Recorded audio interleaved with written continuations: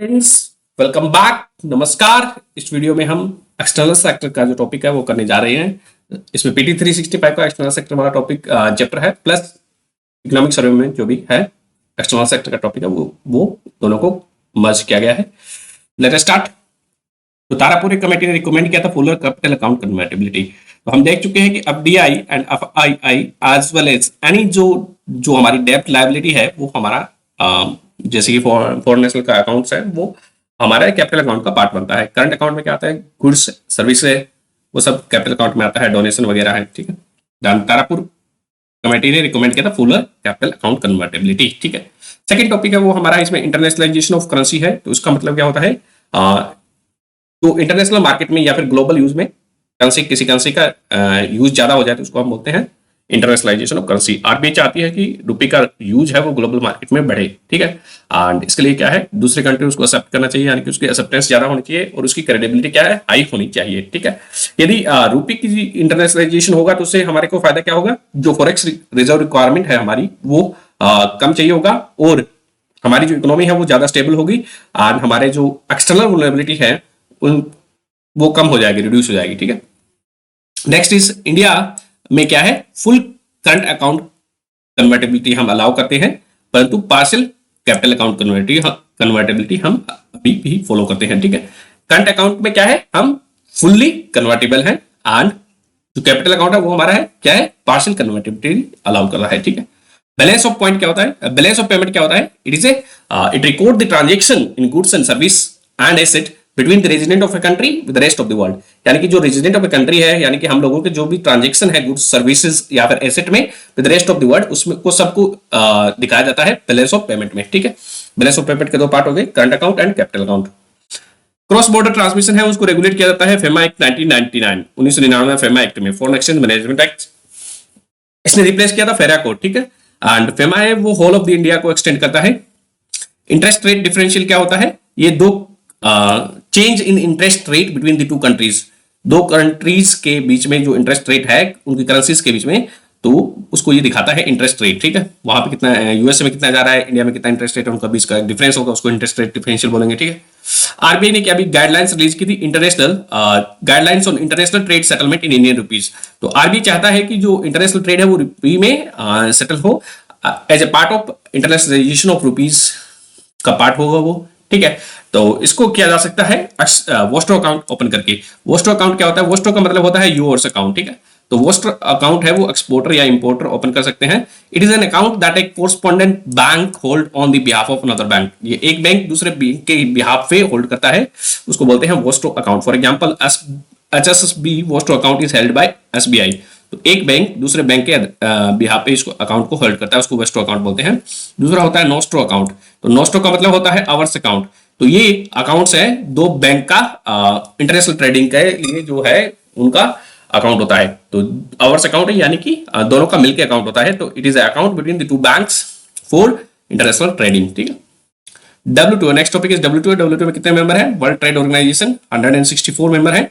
Iran, Iraq और भूटान इसकी observable member है, दे आर ऑब्जर्वर मेंबर है। इसके observer member Iran, Iraq, Bhutan वो मेंबर नहीं है, ऑब्जर्वर मेंबर है। इसकी हाईएस्ट डिसीजन मेकिंग बॉडी कौन सी होती है, W2 की मिनिस्ट्रियल कॉन्फ्रेंस होती है जो हर 2 साल में एक बार मिलती है। ठीक है, एवरी 2 ईयर में मिलती है एंड इसको जो जनरल काउंसिल होती है वो डे टू डे ऑपरेशन देखती है।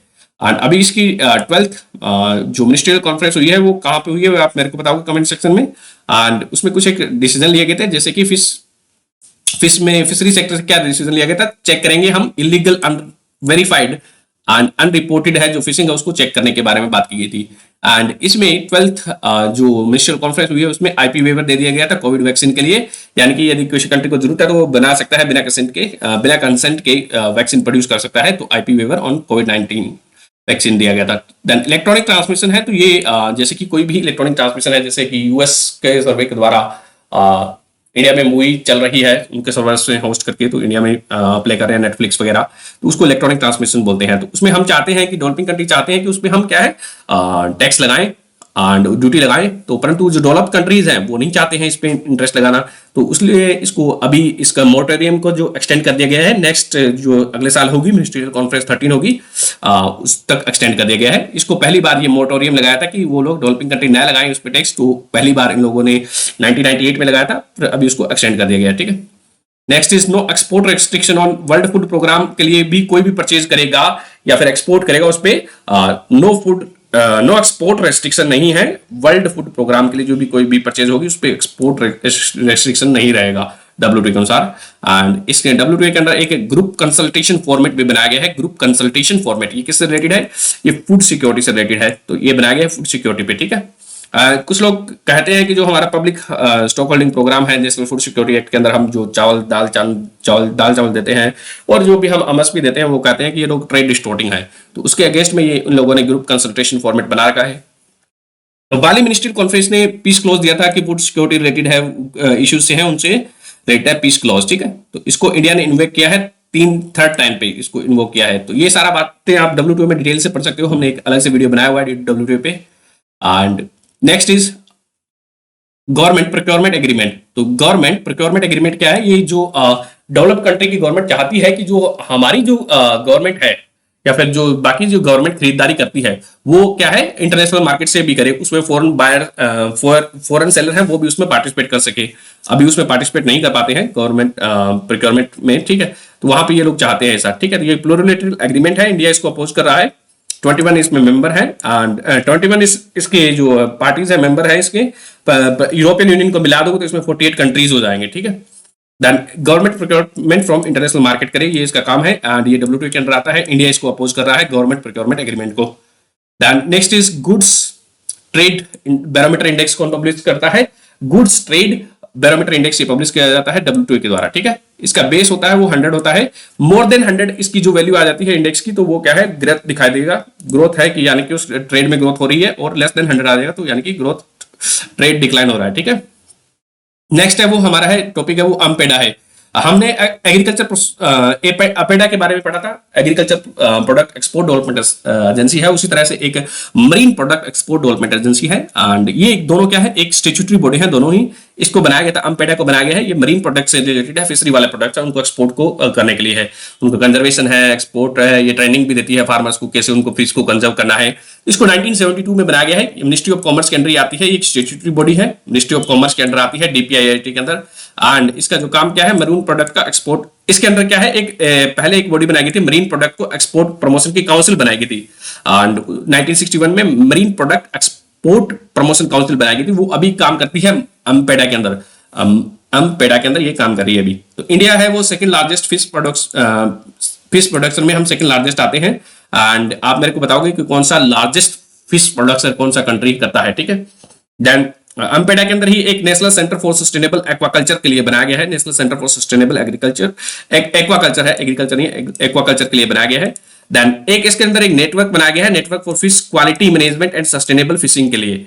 तो सस्टेनेबल फिशिंग के लिए एक नेटवर्क बनाया गया है अम्पेडा के अंदर, ठीक है। तो इसमें जो फार्मर्स को ट्रेनिंग देते हैं कैसे सस्टेनेबल फिशिंग की जाए, एंड तो उनको कैसे उसको कंजर्व करना है, स्टॉक को जो भी फिशरीज कलेक्ट करते हैं उसको कैसे स्टोर करना है, वो सारा इसमें network for fish quality management and sustainable fisheries है, उसको भी चेक करते हैं। इसके अलावा एक रेजिड्यू नेटवर्क भी बनाया गया है इन लोगों ने। रेजिड्यू प्रोग्राम है जिसमें क्या है कि उनमें जो कितना है फिशरीज में पेस्टिसाइड की अमाउंट कितनी है उसको चेक करते हैं। एंड तो क्या, ताकि जो हम एक्सपोर्ट करते हैं जैसे कि develop country like European union को, तो वहां पे वो हमारे पे फाइटोसैनिटरी मेजर ना लगा पाए, उससे रिलेटेड है वो रेजिड्यू वाला, ठीक है। देन FDI है। FDI इंडिया में दो तरह के ऑटोमेटिक रूट है as well as prior approval route से अलाउ किया जाता है, ठीक है। गवर्नमेंट रूट से ऑटोमेटिक रूट है, उनमें गवर्नमेंट की प्रमोशन की जरूरत नहीं पड़ती है। प्रायर अप्रूवल है यानी कि उसमें गवर्नमेंट अप्रूवल की जरूरत पड़ती है, ठीक है। एंड FDI क्या होता है, इसमें इन्वेस्टमेंट की जाती है, इक्विटी या इक्विटी इंस्ट्रूमेंट में इन्वेस्टमेंट की जाती है बाय फॉरेन नेशनल, जो हमारी जो इंडियन कंपनी है उनमें इन्वेस्टमेंट किया जाता है, ठीक है। उसको हम बोलते हैं इक्विटी इन्वेस्टमेंट की जाती है, तो इंडियन कंपनीज में उसको FDI बोलते हैं, ठीक है। ये कितना इक्विटी इन्वेस्टमेंट होना चाहिए, 10% से ज्यादा होना चाहिए, ठीक है। कितना 10% से ज्यादा होगा तब उसको माना जाता है इक्विटी FDI माना जाता है। 10% से कम होगा तब उसको माना जाता है II फॉरेन इंस्टीट्यूशनल इन्वेस्टमेंट, ठीक है। देन कौन कौन से सेक्टर में एफडीआई प्रोहिबिटेड है इंडिया में, कौन कौन से सेक्टर में प्रोहिबिटेड है, तो वेरी इंपॉर्टेंट याद रखना है। लॉटरी में नहीं है, lottery, Nidhi company, chit fund company, multi brand retail हम देख चुके हैं पहले ही, तो लॉटरी में नहीं है, Nidhi company, multi brand retail, gambling में प्रोहिबिटेड है, रियल एस्टेट में प्रोहिबिटेड है, sector not open to private sector, जो सेक्टर प्राइवेट सेक्टर को ओपन नहीं है जैसे कि एटॉमिक एनर्जी सेक्टर है, chit fund, some agriculture areas and tobacco manufacturing है, उनमें क्या है एफडीआई इंडिया में प्रोहिबिटेड है। ठीक है, तो याद रखना है कौन कौन से सेक्टर में प्रोहिबिटेड है। टोबैको प्रोडक्शन में नहीं है, real estate, gambling, multi brand retail, nidhi, lottery, chit fund and sector not open to private. Trends इसमें अभी एफडीआई में क्या क्या ट्रेंड्स हैं, तो ग्रोथ रेट है वो एफडीआई का वो डिक्लाइन हुआ है, ग्रोथ रेट डिक्लाइन हुआ है, एफडीआई नहीं डिक्लाइन हुई है, ग्रोथ रेट उसका डिक्लाइन हुआ है। ठीक है, एंड पहले 5% से एफडीआई आ रही थी, वो अभी 2% से आ रही है। ठीक है, तो ये एग्जांपल दिया है मैंने। देन एफडीआई आउटफ्लो है हमारे देश से, वो इंक्रीज हो गए हैं। हम हमारे जो देश के रेजिडेंट है वो क्या है, सिटीजन है, वो दूसरे देश में पैसा लगा रहे हैं, तो एफडीआई आउटफ्लो इंक्रीज हुआ है। ठीक है, टैक्स हेवन है, टैक्स हेवन से पहले भी क्या है बहुत ज्यादा इन्वेस्टमेंट आ रहा था, वो अभी भी आ रहा है। ठीक है, एफडीआई फॉर्म में। तो कौन कौन से ऐसे 5 सेक्टर्स हैं, ये जो डेटा है वो सारा इकोनॉमिक सर्वे से लिया गया है। तो अप्रैल से सितंबर का ये डेटा है, 2022 का अप्रैल से सितंबर का डेटा है। ठीक है, कौन कौन से सेक्टर में ज्यादा एफडीआई आया है, सबसे ज्यादा एफडीआई आया था वो कंप्यूटर सॉफ्टवेयर एंड हार्डवेयर में आया है, कंप्यूटर सॉफ्टवेयर एंड हार्डवेयर में आया है कितना 34%। दूसरा आया सर्विस में, सर्विस में कितना है 22%, सर्विस में 22%। थर्ड है ट्रेडिंग में, ट्रेडिंग में आया है 18%। ठीक है, ये पीटी 365 में गलत दिया हुआ है, परंतु इकोनॉमिक सर्वे वाले में दिया हुआ है सही दिया हुआ है। ट्रेडिंग में आता है तीसरे नंबर पे 18%। ऑटोमोबाइल में कितना है 5% है, कंस्ट्रक्शन में कितना है 5% है। ठीक है, तो सबसे ज्यादा किसमें आ रहा है, कंप्यूटर सॉफ्टवेयर एंड हार्डवेयर में 34% एफडीआई आ रहा है, दूसरा सर्विस में आ रहा है 22%, तीसरा है ट्रेडिंग में आ रहा है 18%, चौथा है ऑटोमोबाइल में आ रहा है 5% एंड कंस्ट्रक्शन में आ रहा है 5%। ठीक है, एंड कंट्री वाइज सोर्स देखोगे तो हमारे देश में कंट्री वाइज कौन से सोर्सेज से एफडीआई आ रहा है, सिंगापुर से आ रहा है 37%, सिंगापुर है सबसे ज्यादा लार्जेस्ट एफडीआई इन्वेस्ट करता है इंडिया में 37%। ठीक है, मॉरिशस से आ रहा है 12%, ये सारे टैक्स हेवन है, सिंगापुर, मॉरिशस। यूएई से आ रहा है 11%, यूएई से कितना आ रहा है 11%, यूएसए से कितना आ रहा है 10%। तो यूएसए हमारा 4th लार्जेस्ट एफडीआई इन्वेस्टर है इंडिया में, यूएसए 4th लार्जेस्ट। ठीक है, तो Singapore, Mauritius, UAE and USA, Singapore, Mauritius, UAE and USA. ठीक है, ये याद रखना है ऑर्डर। देन मेजर एक्सपोर्ट, हमारे देश के कौन कौन से एक्सपोर्ट है, हम कौन कौन से कमोडिटी को एक्सपोर्ट करते हैं 2020-22-23 में कौन कौन से एक्सपोर्ट किए थे, अप्रैल से सितंबर में मशीनरी सबसे ज्यादा एक्सपोर्ट की थी हमने, दूसरे नंबर पे मिनरल फ्यूल है, पहले पे मशीनरी, ट्रांसपोर्ट, मेटल मैन्युफैक्चरिंग। ठीक है, दूसरे पे मिनरल फ्यूल एंड लुब्रिकेंट है, तीसरे पे एग्रीकल्चर एंड अलाइड सेक्टर है, चौथे पे केमिकल एंड अलाइड सेक्टर है, पांचवें पे जेम्स एंड ज्वेलरी है। तो ये भी याद रखना है कि सबसे ज्यादा हम मशीनरी एक्सपोर्ट करते हैं, दूसरे पे मिनरल फ्यूल है, तीसरे पे एग्रीकल्चर एंड अलाइड है, चौथे पे केमिकल्स है, पांचवें पे जेम्स एंड ज्वेलरी है। इंपोर्ट क्या है हमारे देश की, मेजर इंपोर्ट क्या है, पहला पेट्रोलियम ऑयल एंड लुब्रिकेंट, दूसरा कैपिटल गुड्स, तीसरा नॉन फेरस मिनरल, चौथा है केमिकल एंड पांचवा है पर्ल एंड जेमस्टोन। ठीक है, इंपोर्ट क्या क्या करते हैं हम सबसे ज्यादा, पेट्रोलियम ऑयल एंड लुब्रिकेंट, दूसरा कैपिटल गुड, तीसरा नॉन फेरस मिनरल, चौथा केमिकल एंड पांचवा पर्ल एंड ये। ठीक है, तो पर्ल एंड जेमस्टोन। तो देखो चौथा पांचवा इंपोर्ट और एक्सपोर्ट में दोनों सेम है, चौथे पे ही हम केमिकल करते हैं, एक्सपोर्ट करते हैं, चौथा और पांचवा दोनों में सेम है। ठीक है, देन एक्सपोर्ट डेस्टिनेशन क्या है हमारा, एक्सपोर्ट डेस्टिनेशन हम सबसे ज्यादा एक्सपोर्ट कौन सी कंट्री को करते हैं, यूएसए को करते हैं। हमारा जो 17% एक्सपोर्ट है वो यूएसए को जाता है, यूएसए को कितना जाता है 17%, फिर यूएई को जाता है 7%। तीसरे नंबर पे नीदरलैंड है, नीदरलैंड 4%, छोटा सा देश है, हम उसको हम 4% हमारे जो एक्सपोर्ट है वो देते हैं। यूएसए को 17%, यूएई को 7%, नीदरलैंड को 4%, चाइना को 3.3%। ठीक है, बांग्लादेश को 2.5%, बांग्लादेश को 2.5%। ठीक है, 2% या 2.5% कह लो, 2.5% है एक्चुअली। देन एक्सपोर्ट डेस्टिनेशन भी याद रखना है कौन कौन सी कंट्री है, इसको हम मेंशन कर सकते हैं आंसर राइटिंग में भी। यूएसए का सबसे ज्यादा 17%, यूएई का 7%, नीदरलैंड का 4%, चाइना का 3.3%, बांग्लादेश का 2.2%। इंपोर्ट कंट्री कौन सा है, सबसे ज्यादा हम इंपोर्ट कौन से करते हैं, कौन सी देश से करते हैं, चाइना से करते हैं। हमारा 13% इंपोर्ट है वो चाइना से हो रहा है, चाइना से कितना 13%, उसका आधा लगभग 7.5% है यूएई से हो रहा है। ठीक है, यूएई से दूसरे नंबर पे है, एंड तीसरे नंबर पे यूएसए से हम इंपोर्ट करते हैं, एंड चौथे नंबर पे सऊदी से इंपोर्ट करते हैं 6% के करीब, और पांचवें पे रशिया से करते हैं 5%, 6% के करीब ही है, दोनों 5.9% है। तो चाइना से हम सबसे ज्यादा है, China, UAE, USA, Saudi Arabia and Russia से हम इंपोर्ट कर रहे हैं। देन टॉप रेमिटेंसेस रेसिपिएंट, ठीक है, 2022 में इंडिया ने 100 बिलियन रेमिटेंसेस रिसीव किए हैं, ठीक है, इंडिया ने 100 बिलियन रेमिटेंसेस रिसीव किए हैं 2022 में, ये सबसे ज्यादा है। देन दूसरे नंबर पे मेक्सिको है, तीसरे पे चाइना है, चौथे पे फिलीपींस है, पांचवें पे इजिप्ट है। तो India, Mexico, China, Philippines, Egypt, ये सारे क्या है, टॉप रेमिटेंस रिसेप्टर है, ठीक है। इंडिया का जो शेयर देखोगे तो इंडिया का वर्ल्ड सर्विस एक्सपोर्ट में कितना शेयर है, हम कितना वर्ल्ड की सर्विस एक्सपोर्ट करते हैं, 4% हम वर्ल्ड की सर्विस को एक्सपोर्ट करते हैं, कितना, 4%, 4%। एंड हम कितना मर्चेंडाइज एक्सपोर्ट करते हैं, यानी कि गुड्स कितना एक्सपोर्ट करते हैं, 2.2%। वर्ल्ड का जो जितना भी एक्सपोर्ट होता है उसका 2.2% इंडिया का शेयर है मर्चेंडाइज एक्सपोर्ट में। सर्विस हम कितना इंपोर्ट करते हैं, सर्विस हम 3.5% इंपोर्ट करते हैं, वर्ल्ड का टोटल 3.5% सर्विस हम इंपोर्ट करते हैं, इंडिया इंपोर्ट करता है। और मर्चेंडाइज हम कितना इंपोर्ट करते हैं, 2.7%, 2.7%। यहां पे हम देखेंगे एक्सपोर्ट में भी सर्विस का शेयर ज्यादा है, एंड जो इंपोर्ट में भी है वो सर्विस का शेयर ज्यादा है, ठीक है। तो वर्ल्ड सर्विस एक्सपोर्ट कितना हो गया, 4%, ये याद रखना है। Merchandise export 2.2%, service import 3.5% and merchandise import कितना है, 2.7%। कहीं ना कहीं मेंशन करने में काम आएगा, ठीक है। देन मेजर हेडविंड्स क्या है, जो चैलेंजेस है एक्सटर्नल सेक्टर के लिए, क्या क्या चैलेंजेस हैं। तो पहला है टाइटनिंग इंटरनेशनल फाइनेंशियल कंडीशन है, वो टाइटनिंग हो रही है, उसके वो मेजर चैलेंज है। Then easing global commodity prices है, ग्लोबल कमोडिटी प्राइसेस डिक्लाइन हो रहे हैं, वो भी चैलेंज है इंडिया के लिए। एक्सपोर्ट हमारा कम पैसे में मिलेगा। फिर increasing volatility of financial market, then reversal of capital flow, currency depreciation, looming global growth and trade slow down, this all are the challenges और हेडविंड्स है जो कि एक्सटर्नल सेक्टर के लिए, ये भी याद कर सकते हो आप। Then tightening of international financial condition, easing of global commodity prices, increasing volatility in financial market, reversal of capital flow and currency depreciation, looming global growth, trade slowdown। currency depreciation है तो रुपये के सबसे हाल में क्या है, वो सबसे कम वैल्यू आई है, ठीक है, सबसे ज्यादा डेप्रिसिएशन। देन ट्रेड ओपननेस क्या मेजर करता है, ट्रेड ओपननेस मेजर करता है trade as a percentage of GDP को मेजर करता है, trade as a percentage of GDP को मेजर करता है। ट्रेड ओपननेस इंडिया में क्या है, इंक्रीज हो रही है, ये इंक्रीज हो रही है, ठीक है। देन ग्लोबल ट्रेड अपडेट कौन रिलीज करता है, ग्लोबल ट्रेड अपडेट रिलीज करता है UNCTAD, United nation conference on trade and development, इसको रिलीज करता है, ठीक है। एंड इंडिया का जो अभी पिछले साल क्या है, all time high annual merchandise trade रहा था, कितना रहा था, $422 बिलियन। तो जो टोटल ट्रेड था हमारा वो कितना है, $422 बिलियन का जो मर्चेंडाइज ट्रेड है वो है।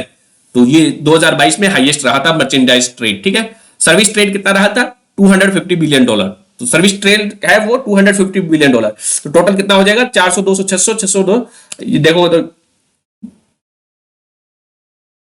$670 बिलियन के करीब आएगा, ठीक है। $670 बिलियन, इन दोनों को कंबाइन कर दोगे तो ये टोटल ट्रेड हो जाएगा, सर्विस एक्सपोर्ट प्लस मर्चेंडाइज, ठीक है। तो ये 20 सर्विस है वो कितना है, इंक्रीज हुआ है, 23% से इंक्रीज हुआ है। तो सर्विस एक्सपोर्ट हमारा है वो $250 बिलियन है। तो ये सर्विस एक्सपोर्ट है, ठीक है, तो ये ट्रेड नहीं है। तो ये सर्विस एक्सपोर्ट है $215 बिलियन। एंड ये जो है मर्चेंडाइज ट्रेड है, यहाँ पे ये ट्रेड है, यानी कि import as well as export दोनों है इसमें, $422 बिलियन में। इसमें हमने एक्सपोर्ट किया है $250 बिलियन की सर्विसेज को। And we are 7th largest service exporter है। एंड सबसे ज्यादा हमने जो है वो सॉफ्टवेयर एंड बिजनेस में 60% ऑफ सर्विस है वो अकाउंट करते हैं। सॉफ्टवेयर एंड बिजनेस हमने सबसे ज्यादा एक्सपोर्ट किया है। देन एक्सपोर्ट प्रिपेयरनेस इंडेक्स है, एक रिलीज किया जाता है नीति आयोग के द्वारा। एक्सपोर्ट प्रिपेयरनेस इंडेक्स है वो नीति आयोग के द्वारा रिलीज किया जाता है। इसमें एक्सपोर्ट पॉलिसी है, एक्सपोर्ट क्लाइमेट है, इसके जो 3 या 4 इसके इंडिकेटर है वो भी आपको याद रखने पड़ेंगे। एक्सपोर्ट प्रिपेयरनेस इंडेक्स के कौन कौन से हैं, जो क्लाइमेट है वो कैसा है, इसमें R&D कितना कर रहा है, वो सारे इसमें 4 इंडिकेटर है, वो आप देख के याद कर लीजिए। इकोनॉमिक सर्वे में दिया है कि 13 इंडिया ने कितने हैं, 13 फ्री ट्रेड एग्रीमेंट साइन किए हैं। एंड हमने 6 प्रेफरेंशियल ट्रेड एग्रीमेंट साइन किए हैं, 13 free trade agreement and 6 preferential trade agreement हमने साइन किए हैं, ठीक है। रीजनल ट्रेड एग्रीमेंट है और फ्री ट्रेड एग्रीमेंट वो WTO के अंदर साइन किए जाते हैं। 2 या 3 या उससे ज्यादा कंट्रीज उसमें ग्रुपिंग आ जा सकती है, जैसे कि रीजनल कॉम्प्रिहेंसिव इकोनॉमिक पार्टनरशिप हो गया, ये सारे आपको पढ़ने हैं। देन नेक्स्ट इज फॉरेक्स है। फॉरेक्स से रिलेटेड एक टर्म दी हुई है, ग्यूडिटी ग्रीनस्पेन IMF रूल, ठीक है। ये क्या होता है, ग्यूडिटी ग्रीनस्पेन IMF रूल, ठीक है। इसके अनुसार क्या है कि किसी भी देश के पास उतना फॉरेक्स रिजर्व होना चाहिए, कितना इसके बराबर होना चाहिए, वो शॉर्ट टर्म एक्सटर्नल डेब्ट है किसी कंट्री पे, जितना भी शॉर्ट टर्म एक्सटर्नल डेब्ट है उसके बराबर उसका क्या है, फॉरेक्स रिजर्व होना चाहिए उस कंट्री का। एंड जो शॉर्ट टर्म एक्सटर्नल डेब्ट होता है वो 1 साल से कम का डेब्ट होता है, ठीक है। ये गुडिटी ग्रीनस्पेन रूल है, ठीक है। 2022 में रुपी डिप्रिशिएट हुआ था, 2022 में रुपी कितना डिप्रिशिएट हुआ है? 10%, 10% रुपी डिप्रिशिएट हुआ है, 10%, ठीक है। डॉलर एप्रिशिएट हुआ है कितना? 6%, 6% डॉलर एप्रिशिएट हुआ है 2022 में, ठीक है। हमारा जो नीर है वो नॉमिनल इफेक्टिव एक्सचेंज रेट है वो कितना है? 5% डेप्रिशिएट हुआ है, 5%, ठीक है। एक और टर्म दी हुई है इंटरनेशनल इन्वेस्टमेंट पोजीशन। ये क्या होती है? इंटरनेशनल इन्वेस्टमेंट पोजीशन, आईआईपी, ठीक है। तो ये इसमें क्या है कि ये एक स्टेक होल्डर्स स्टेटमेंट होता है, ये एक स्टेटिस्टिकल स्टेटमेंट होता है। ये आईआईपी क्या होता है? एक स्टेटिस्टिकल स्टेटमेंट होता है जो शो करता है value and composition of financial asset and liability of resident to the non resident, ठीक है। ये शो करता है, तो ये एक स्टेटिस्टिकल स्टेटमेंट होता है जो दो चीजें शो करता है। पहली क्या है? Value and composition of financial assets, किसी भी देश का फाइनेंशियल एसेट की वैल्यू एंड कंपोजिशन क्या है। दूसरा, उस देश के रेजिडेंट यानी कि नागरिकों के जो रहने वाले लोग हैं उनकी क्या है? लायबिलिटी क्या है दूसरे नॉन रेजिडेंट के खिलाफ, यानी कि उनसे कितना उधार ले रखा है। लायबिलिटी इज उधार, ठीक है। तो liability of resident to non resident, ठीक है, उनमें कितनी लायबिलिटी है, ठीक है। देन डेब्ट टू जीडीपी रेशियो है वो हमारा है वो डिक्लाइन हुआ है 1%, लगभग कितना है? 19% है। डेब्ट टू जीडीपी रेशियो कितना है? 19% है। एंड जो शॉर्ट टर्म डेबिट है, शॉर्ट टर्म डेब्ट है वो 97% है हमारा इन ट्रेड एंड फाइनेंसेस में, ठीक है। तो सबसे ज्यादा जो शॉर्ट टर्म जो हमारा डेब्ट है, सबसे ज्यादा वो डॉलर डिनोमिनेटेड डेब्ट है 55% एंड रूपी डिनोमिनेटेड कितना है? 30% है। तो रूपी डिनोमिनेटेड कितना है? 30% है। यहां पे इसमें नीचे कट गया है वो, तो रूपी डिनोमिनेटेड डेब्ट इज 30%। सबसे ज्यादा डॉलर डिनोमिनेटेड है।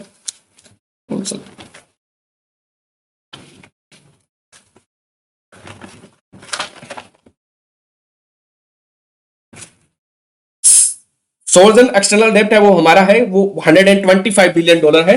सोर्जन एक्सटर्नल डेब्ट है वो 125 बिलियन डॉलर है, वो डिक्लाइन हुआ है सोर्जन एक्सटर्नल डेब्ट, ठीक है, एट ए रेट ऑफ 5%, 5% के रेट से डिक्लाइन हुआ है, ठीक है। सोर्जन डेब्ट क्या है? सोर्जन डेब्ट और नेशनल डेब्ट बोला जाता है। ये एक डेब्ट होता है जो एक कंट्री ऑन करता है। सोर्जन डेब्ट इज अ डेब्ट that a country oven to foreign as well as domestic creditor, यानी कि ये जो पूरे कंट्री का डेब्ट होता है किसके लिए? जो देश में रहने वाले लोगों से जितना लोन लिया है प्लस बाहर के लोगों से जितना लोन लिया है, foreign as well as domestic creditor से जितना भी लोन लिया है वो डेब्ट होता है। ये सोजन डेब्ट बोलते हैं उसको, या फिर नेशनल डेब्ट कहा जाता है।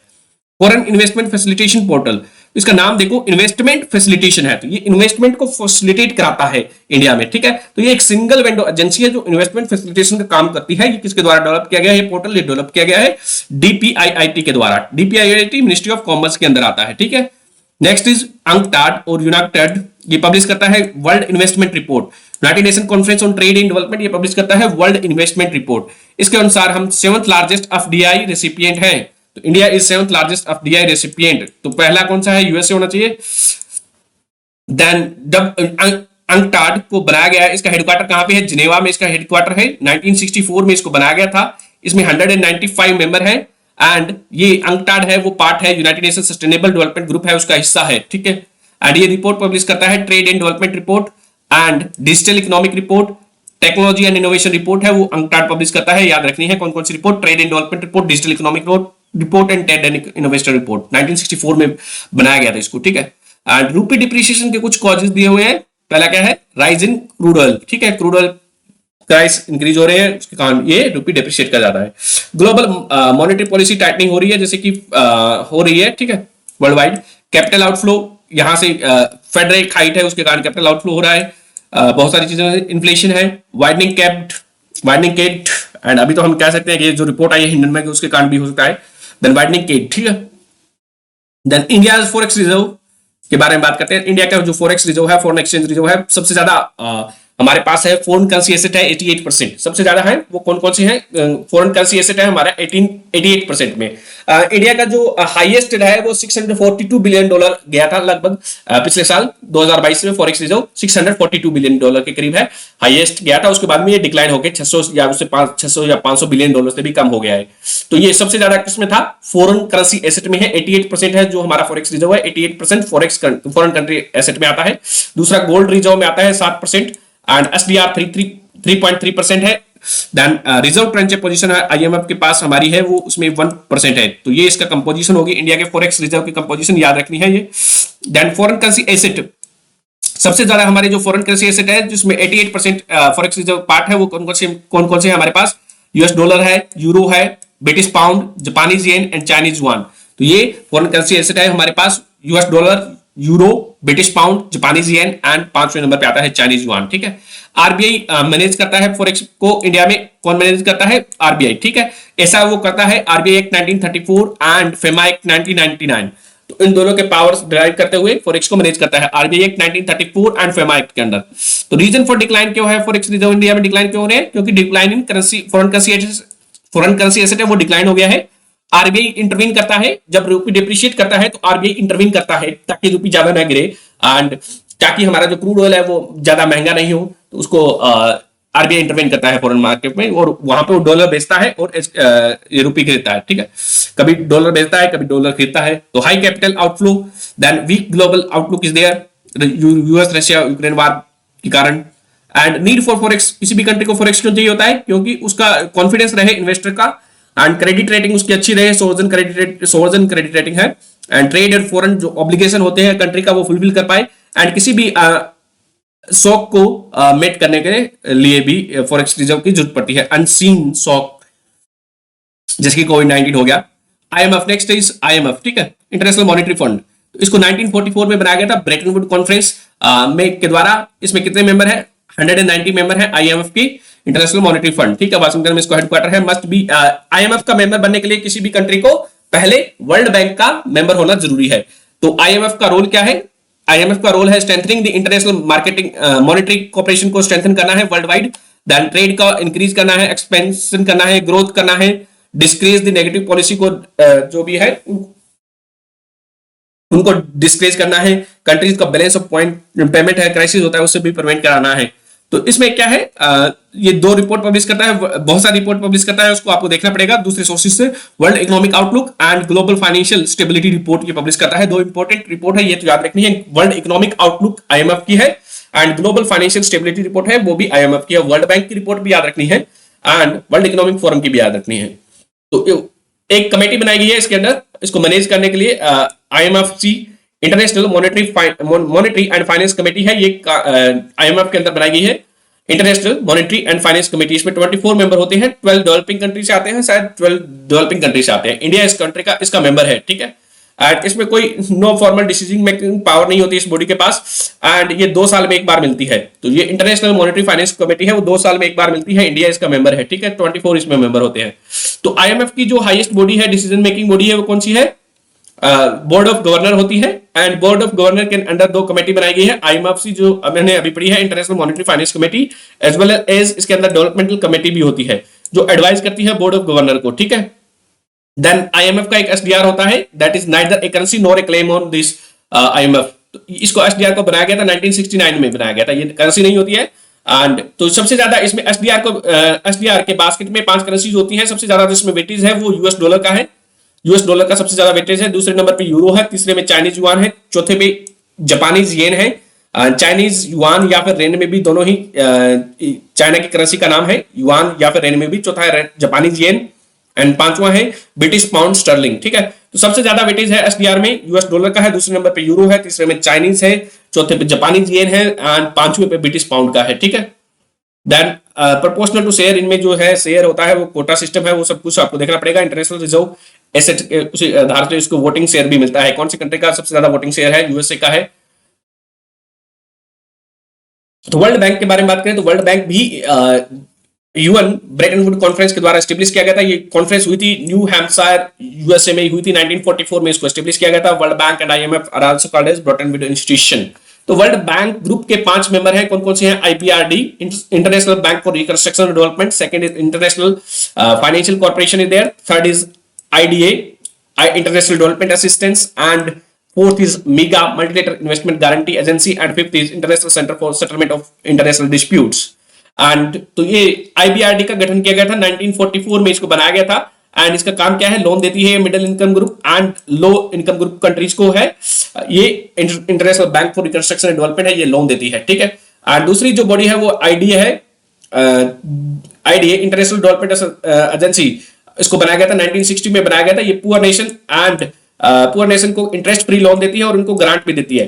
तो आईडीए क्या है? 1960 में बनाया गया था इसको, एंड ये पुअर नेशन और को इंटरेस्ट फ्री ग्रांट भी देती है और लोन भी देती है। ठीक है, तो IBRD international bank for reconstruction and development and plus IDI IDA IBRD plus IDA इन दोनों को बोला जाता है वर्ल्ड बैंक, ठीक है। आई फर्स्ट एंड सेकंड को IBRD and IDA is called as world bank and the rest of this सारों को जब पांचों को मिला लेते हैं तब उसको बोला जाता है वर्ल्ड बैंक ग्रुप, ठीक है। एंड तीसरा इसमें बॉडी है वो इंटरनेशनल फाइनेंशियल कॉर्पोरेशन है, इसको बनाया गया था 1956 में। तो प्राइवेट सेक्टर को ये लोन देती है, ठीक है। तो इंटरनेशनल फाइनेंशियल कॉर्पोरेशन है वो प्राइवेट सेक्टर को लोन देती है। अभी रिसेंटली क्या है, इंटरनेशनल फाइनेंशियल कॉर्पोरेशन ने एक ग्लोबल फूड सिक्योरिटी प्लेटफॉर्म बनाया है।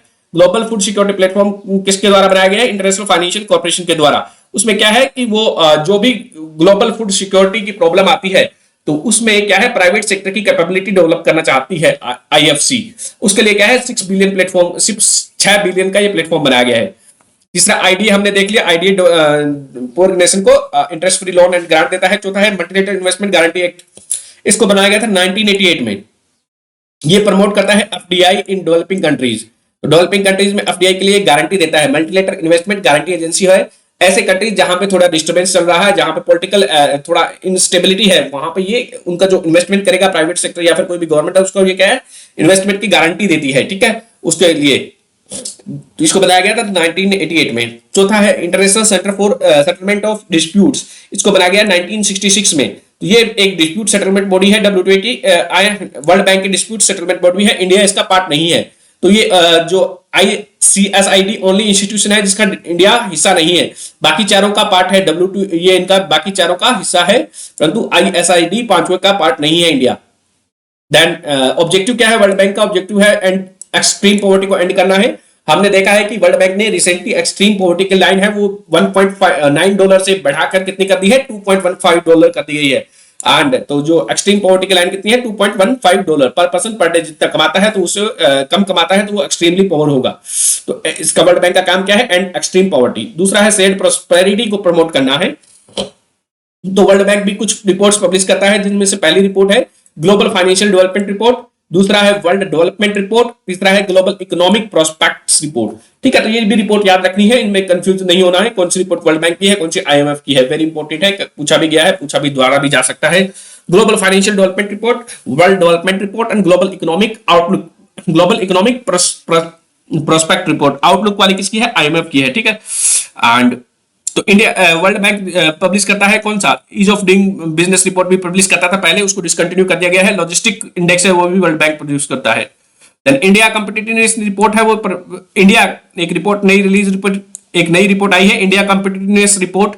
इंडिया कॉम्पिटिटिवनेस रिपोर्ट है, ये रिलीज की गई है prime minister economic advisory council के द्वारा, ठीक है।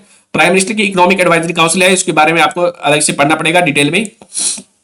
देन वर्ल्ड कॉम्पिटिटिवनेस इंडेक्स 2022, तो वर्ल्ड कॉम्पिटिटिवनेस इंडेक्स 2022 ये रिलीज किया गया है IMD क्या है, इंस्टीट्यूट फॉर मैनेजमेंट डेवलपमेंट, इसके द्वारा रिलीज किया गया है ये world competitiveness index 2022 institute for management development के द्वारा।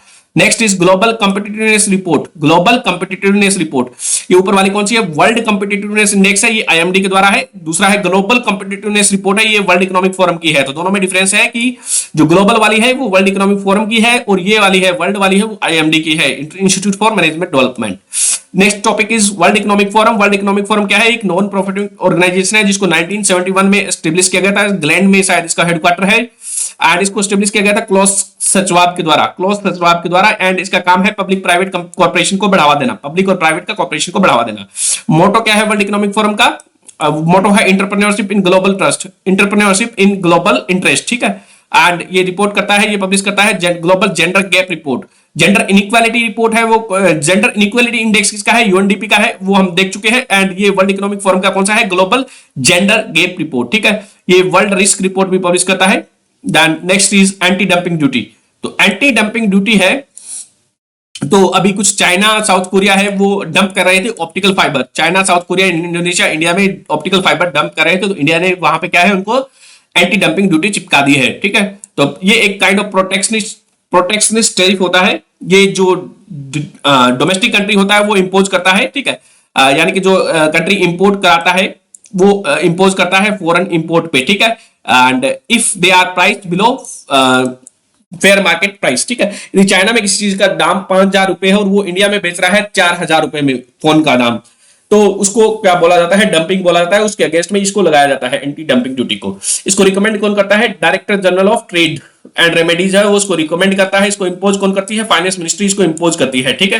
रिकमेंड कौन करता है? डायरेक्टर जनरल ऑफ ट्रेड, ठीक है। ये डीपीआईआईटी के अंदर आता है, ये फाइनेंस मिनिस्ट्री इसको इंपोज करती है, ठीक है। तो इसको जो डंपिंग है, dumping is unfair trade practice है। कस्टम टैरिफ एक्ट 1975 के अंदर ये एक डंपिंग है, वो क्या है? एक अनफेयर ट्रेड प्रैक्टिस है। रूल ऑफ ओरिजिन क्या होता है? रूल ऑफ ओरिजिन का मतलब है कि कौन सा सामान कौन से देश का है, कौन से देश में बना है, ठीक है। तो ये एक क्राइटेरिया होते हैं to determine the national origin of a imported product. ये these are the criteria to determine the national origin of a imported product, ठीक है। फ्री ट्रेड एग्रिया जैसो रूल ऑफ ओरिजिन की जो अभी विवाद चल रहा है इस पे, तो देखो कोई भी फ्री ट्रेड एग्रीमेंट होता है तो फ्री ट्रेड एग्रीमेंट हमने किसी कंट्री के साथ साइन कर रखा है, मान लीजिए सिंगापुर के साथ साइन कर रखा है, तो उससे जो आने वाला जो टैरिफ है उस पे हम क्या है, या तो जीरो टैरिफ लगाते हैं या फिर बहुत कम टैरिफ लगाते हैं। तो जीरो या फिर बहुत कम टैरिफ लगाते हैं, ठीक है। फॉर एग्जांपल दूसरा कंट्री, तीसरा कंट्री है चाइना, ठीक है। तो वो चाइना सीधा हमारे पास सामान भेजेगा, कोई भी सीधा हम हमारे को सामान भेजेगा तो उसपे हम क्या है, बहुत ज्यादा टैरिफ लगाते हैं। परंतु चाइना क्या करेगा, वो उसमें सिंगापुर पे पहले इसको सिंगापुर में भेजेगा, फिर सिंगापुर में थोड़ा सा उसको ये ठप्पा हुआ चेंज करके वो इंडिया में भेज देगा, ठीक है। तो उसको क्या है, उसके कारण क्या है, वो टैरिफ बचा रहा है, ठीक है। तो उसके टैरिफ बचा रहा है, तो इस प्रैक्टिस को, इस माल प्रैक्टिस को चेक करने के लिए इंडिया ने रूल ऑफ ओरिजिन की जो है रिक्वायरमेंट मैंडेटरी कर दी है, ठीक है। जो भी इंपोर्ट करेंगे उसके लिए ये रिक्वायरमेंट मैंडेटरी है। इसको चेक करने के लिए एक कारोटार रिलीज किया गया है, यानी कि custom administration of rule of origin under trade agreement, इसको कारोटार इसको बोलते हैं। इसको ये गाइडलाइंस रिलीज की गई है किसके द्वारा? सेंट्रल सीबीआईएस के द्वारा, central board of indirect taxes है उसके द्वारा, ये central board of indirect taxes and custom ने कारोटार रिलीज की है, ठीक है। ये custom administration of origin of rules under free trade agreement, ठीक है। तो it is aimed at plugging the duty evasion है जो थ्रो इससे हो रहे हैं, फ्री ट्रेड एग्रीमेंट एरिया वाले से हो रहे हैं, उसको चेक करने के लिए कारोटार लाया गया है, ठीक है। एक निर्यात पोर्टल बनाया गया है, निर्यात पोर्टल, ठीक है। यहाँ पे निर्यात पोर्टल है, इसका मतलब क्या है, इसमें इंडिया से रिलेटेड जो फॉरेन ट्रेड की जो सारी इंफॉर्मेशन होगी इंडिया की, वो इसमें निर्यात पोर्टल पे आपको मिल जाएगी, district wise information. And India business portal बनाया गया है, इंडिया बिजनेस पोर्टल जिसके बारे में हम पहले भी पढ़ चुके हैं, ये बनाया गया है federation of Indian export organization के द्वारा। इंडिया बिजनेस पोर्टल बनाया गया है federation of India export organization के द्वारा। ये एक business to business digital market place है, जहां पे एक्सपोर्टर जो इंडियन एक्सपोर्टर है वो मिल सकता है फॉरेन बायर्स पे। तो यहाँ पे ये दोनों ग्लोबल है, यहाँ पे ये मिल सकते हैं वर्चुअल डिजिटल मार्केट प्लेस, ठीक है। बिजनेस टू बिजनेस पोर्टल बनाया गया है, India business portal federation of Indian export organization के द्वारा बनाया गया है। नेक्स्ट इज जो आरबीआई ने रिपोर्ट बनाई थी, रिपोर्ट रिलीज करता है हर साल करेंसी एंड फाइनेंस पे। एंड देखो अब दो चीजें हम यहाँ पे समझेंगे, करेंसी वार क्या होता है और एंटी करेंसी रिवर्स करेंसी वार क्या होता है। तो करेंसी वार में क्या है, यदि यूएस अपना इंटरेस्ट रेट इंक्रीज कर दे, तो यूएस अपना इंटरेस्ट रेट इंक्रीज कर दे तो दूसरा कंट्री है वो क्या है, उसकी करेंसी क्या है, वो डेप्रिशिएट होगी। इंडियन रुपी मान लेते हैं, वो डेप्रिशिएट होगा, तब उसको से डेप्रिशिएशन होगा, तब डेप्रिशिएट कर देते हैं। तो डेप्रिशिएशन करते हैं कंट्रीज, ताकि उनका जो एक्सपोर्ट है वो क्या है, कंपिटिटिव बना रहे। तो इंडिया से जो भी सामान जा रहा था वो उतना ही जाता रहे, उसके लिए क्या है, हम डेप्रिशिएट कर देते हैं यदि यूएस इंटरेस्ट रेट बढ़ाता है तो, ठीक है। ताकि ये हमारे एक्सपोर्ट है वो कंपिटिटिव रहे। इस प्रोसेस को बोलते हैं करेंसी वार। एंड दूसरा है जब करेंसी वीकनिंग होती है, जब डिप्रिशिएट होती है तो उसकी जो वैल्यू है वो गिरती है, जिसके कारण जो क्रूड ऑयल हम इंपोर्ट करते हैं तो वो क्या है, हमारे लिए महंगा हो जाता है खरीदना। तो country try to not to country कोशिश करते हैं कि देश कोशिश करता है वो उसका जो करेंसी की वैल्यू हो बहुत ज्यादा डिक्लाइन नहीं हो या फिर डेप्रिशिएट नहीं हो, ताकि वो क्रूड ऑयल का जो हमारी पेमेंट है वो थोड़ा हमें भारी न लगे। तो उसको बोला जाता है रिवर्स करेंसी वार। तो वो उसको एप्रिशिएट करने की कोशिश करते हैं, थोड़ा सा उसको मेंटेन करने की कोशिश करते हैं, उसको बोलते हैं रिवर्स करेंसी वार, ठीक है। ओडीआई क्या होता है, ओवरसीज डायरेक्ट इन्वेस्टमेंट क्या होती है। इसमें क्या है, इंडियन कंपनी है वो बाहर की कंपनी में पैसा लगा रही है, ओवरसीज डायरेक्ट इन्वेस्टमेंट, ठीक है।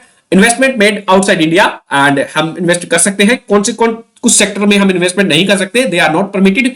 इंडियन कंपनी है वो बाहर की कौन सी कंपनी में, ऐसी बाहर की any foreign firm which is engaged in real estate में इंगेज्ड है, या फिर ऐसे फाइनेंशियल प्रोडक्ट बना रही है जो कि इंडियन रूपी से लिंक्ड है, उनमें क्या है, इंडियन फर्म है वो ओडीआई इन्वेस्टमेंट नहीं कर सकती, ओवरसीज डायरेक्ट इन्वेस्टमेंट नहीं कर सकती है, ठीक है। एंड ये जॉइंट वेंचर की फॉर्म में हो सकती है, या फिर वहां पे सब्सिडरी के फॉर्म में भी हो सकती है, होल सब्सिडरी बना के भी कर सकते हैं। कहां नहीं परमिटेड है, ये रियल एस्टेट वाली फर्म है, foreign firm and financial product को दे रही है, जो कि वहां पे ये परमिटेड नहीं होगी। Next is global food security platform. ये हम डिस्कस कर चुके हैं। ये international financial corporation world bank के द्वारा बनाया गया है। कितना है, $6 बिलियन का इसका फंड है। इसका काम क्या है, to develop the private sector को डेवलप करना है, capacity to respond to the food crisis. Private sector की कैपेसिटी डेवलप करनी है to respond to the food crisis. ये था हमारा एक्सटर्नल सेक्टर वाला चैप्टर। धन्यवाद।